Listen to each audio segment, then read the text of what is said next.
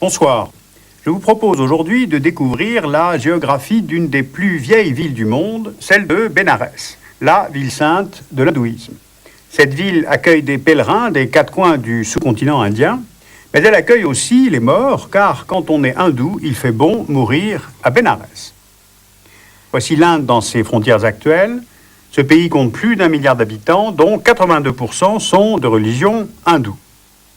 Les hindous croient en l'existence de nombreuses divinités, comme Brahma, le créateur du cosmos, Vishnu, le préservateur de l'univers, Shiva, bienfaisant et destructeur, donc l'organisateur du monde, le fils de Shiva, Ganesha, c'est le dieu à tête d'éléphant, Hanuman, le dieu singe. Les hindous sont donc polythéistes et ils voient leur pays Inde comme une terre sacrée, devenue au fil des siècles une mère divine, Bharata Mata, mère Inde. Alors repérons plus précisément cette géographie du sacré en Inde. Au nord, l'Himalaya, c'est la demeure des dieux. Shiva habite le mont Kailash. Au sud, le cap Comorin est la demeure de Devi, la déesse mère. Devi est la seule divinité féminine de l'hindouisme. Elle peut prendre une forme bienfaisante, Shri, terrifiante, Kali, ou guerrière, Durga. Et entre ces deux points cardinaux, le nord et le sud, on trouve plusieurs lieux sacrés où le divin est plus présent qu'ailleurs. Et parmi ces lieux sacrés, on trouve en particulier 7 montagnes, 7 villes et 7 fleuves. Et parmi ces 7 fleuves, il y a le Gange. Alors de ses sources himalayennes jusqu'à son estuaire, dans le golfe du Bengale, le Gange est sacré tout au long de ses 2500 km. Il irrigue l'Inde du Nord et par ses alluvions, il nourrit la terre des 2 États les plus peuplés de l'Inde, l'Uttar Pradesh et ses 170 millions d'habitants, et le Bihar, 83 millions d'habitants. Le Gange est le fleuve le plus sacré du pays, car selon la légende, la déesse Ganga est descendue du ciel, grâce à Brahma et Shiva, pour redonner la vie à la terre et la purifier.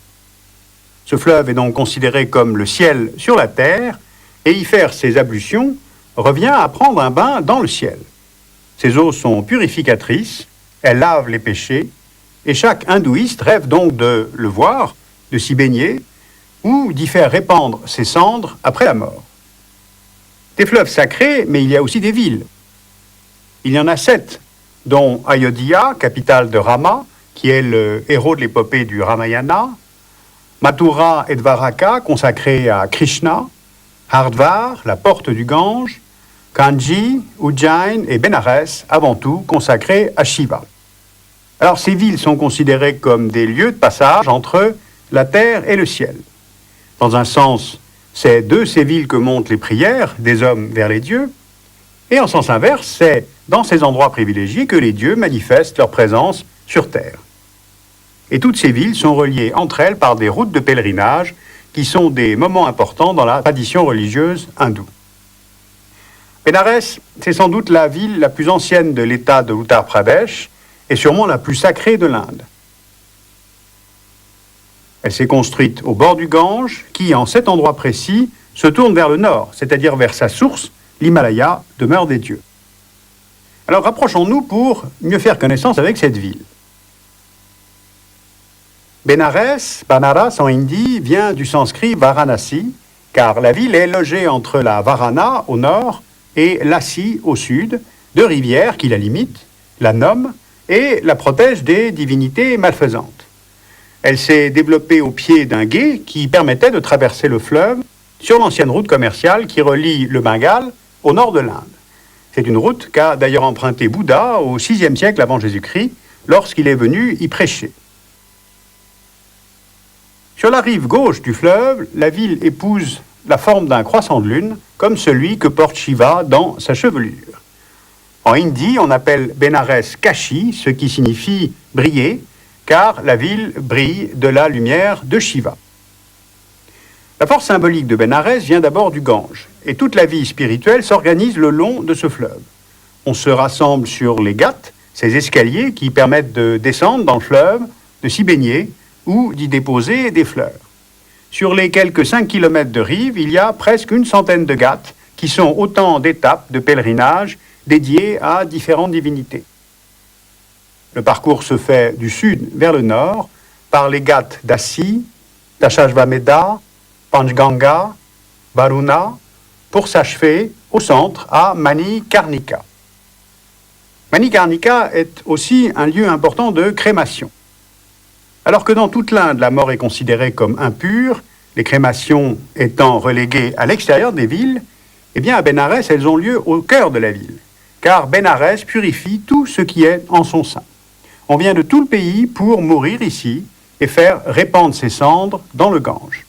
En mourant dans cette ville sainte, on se libère du cycle terrestre du samsara, le cycle infini de la vie et de la mort, donc on se libère de la nécessité de se réincarner pour accéder à la délivrance finale. Chaque mois, il faut savoir que Bénarès attire plus d'1,5 million d'Indiens, plus quelques 10 000 étrangers.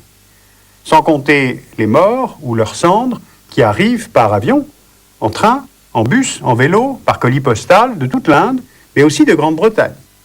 La mort à Bénarès impose donc toute une organisation, voire toute une industrie. Alors pour comprendre comment cela fonctionne, il faut entrer dans le système des castes qui, depuis des millénaires, organise la société indienne. On trouve 4 castes en Inde, définies selon leurs activités sociales. Au plus haut de l'échelle, ce sont les brahmanes, les prêtres à l'origine, puis les kshatriyas, les guerriers ou les rois qui détiennent le pouvoir. Vient ensuite la caste des vaishyas, les commerçants, les négociants, et enfin les shudras, qui sont au service de ces 3 castes supérieures. Ensuite, d'autres castes sont affectées à tout ce qui touche à la souillure, aux cadavres, aux excréments, aux cheveux. Ce sont les barbiers, les blanchisseurs, les tanneurs, les équarrisseurs. Et ce sont eux que l'on appelle les intouchables. Et comme tout ce qui est lié à la mort et à la crémation est vu comme impur, la mort est donc le monopole d'une caste d'intouchables appelée les Dom. Les Dom sont une communauté d'origine tzigane. Ils sont environ 1 millier dans la région de Bénarès. Et ce sont eux qui, depuis 2500 ans, ont la charge de la crémation. Ce sont eux qui fixent le tarif de la flamme sacrée, comme disent les hindous, et la vente de cette flamme peut rapporter plus de 20 000 roupies en une journée, alors qu'un ouvrier en gagnera à peine une centaine. Alors ce monopole des Dom, évidemment, fait des envieux. D'autant que la vie moderne, plus matérielle, affaiblit les croyances religieuses, et cela rend ainsi la concurrence économique encore plus vive entre castes. Au début des années 90, un crématorium électrique a été construit par un brahmane, d'ailleurs plus pour lutter contre la pollution des eaux du Gange que pour réduire le monopole économique des Dom. Et en 2001, la municipalité de Bénarès a tenté d'imposer un prix unique à la crémation, et d'ailleurs sans succès. Alors ces mesures ont provoqué de nombreuses protestations des Dom, mais aussi des lobbies, comme les marchands de bois, qui vendent près de 400 kilos de bois à chaque crémation, mais aussi des lobbies religieux, car comment Shiva pourrait-il se frotter le ventre sans la cendre des morts? Le crématorium est tombé en panne au bout de 6 mois, mais il est question aujourd'hui de le remettre en marche, car le problème à Bénarès, c'est la pollution du Gange par le déversement des eaux usées, des cendres, ou bien des corps qui n'ont pas été incinérés, comme ceux des enfants, des sadhus, des vaches sacrées ou des singes sacrés. Alors à Bénarès, on le voit, l'économique est mêlée au social, qui est mêlée au symbolique, qui est mêlée au religieux. Donc c'est difficile de parler d'écologie quand les eaux d'un fleuve sont à ce point sacrées et synonymes de pureté. Bénarès a 2000 ans et il n'est pas facile de faire bouger les choses dans cette ville.